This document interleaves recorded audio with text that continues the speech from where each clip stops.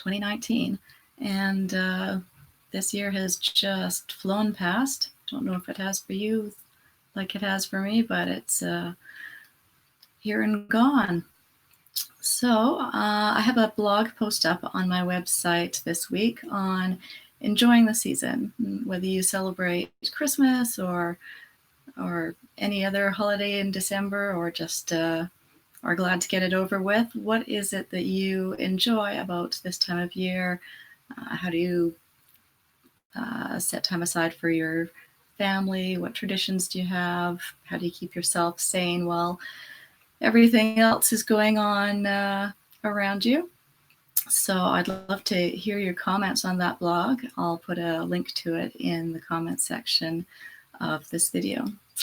And I thought I would do something a little bit different today. One of the things that I love to do is to read, believe it or not. And I enjoy reading some of the traditional Christmas texts, whether that is a Christmas carol or the scriptural account in Luke of the Savior's birth, or what I'm going to read from today, A Visit from St. Nicholas by Clement Clark Moore, which is otherwise known as 'Twas the Night Before Christmas. So, 'twas the night before Christmas, when all through the house not a creature was stirring, not even a mouse. The stockings were hung by the chimney with care, in hopes that St. Nicholas soon would be there. The children were nestled all snug in their beds, while visions of sugar plums danced in their heads. And Mamma in her kerchief and I in my cap had just settled our brains for a long winter's nap, when out on the lawn there arose such a clatter, I sprang from my bed to see what was the matter. Away to the window I flew like a flash, tore open the shutters and threw up the sash.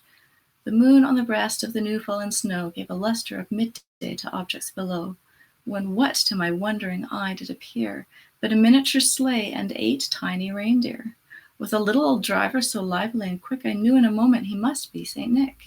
More rapid than eagles his courses they came, and he whistled and shouted and called them by name. Now Dasher, now Dancer, now Prancer and Vixen, on Comet, on Cupid, on Donner and Blitzen, to the top of the porch, to the top of the wall, now dash away, dash away, dash away all. As leaves that before the wild hurricane fly, when they meet with an obstacle, mount to the sky, so up to the housetop the courses they flew, with the sleigh full of toys and St. Nicholas too. And then in a twinkling I heard on the roof the prancing and pawing of each little hoof. As I drew in my head and was turning around, down the chimney St. Nicholas came with a bound. He was dressed all in fur from his head to his foot, and his clothes were all tarnished with ashes and soot. A bundle of toys he had flung on his back, and he looked like a peddler just opening his pack. His eyes, how they twinkled, his dimples, how merry.